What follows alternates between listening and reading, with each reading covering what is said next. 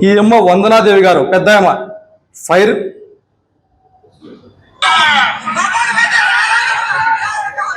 మగోడు అయితే రారో లంజా కొడక గ్రంథాలయం సంస్థ చైర్మన్ గుంటూరు జిల్లాకు సంబంధించినటువంటి ఆమె వందనాదేవి గారు అంబటి రాంబాబు గారు కారులో అక్కడికి వెళ్ళగానే వాళ్ళ సినిమా స్టార్ట్ అయింది. ఇంకా స్టార్ట్ అని ఒక మహిళ అంత నీచంగా మాట్లాడుతూ ఉంటే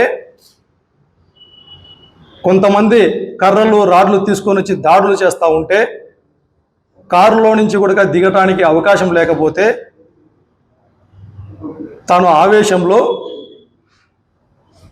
ఒక మాట మాట్లాడినాడు. వాస్తవం.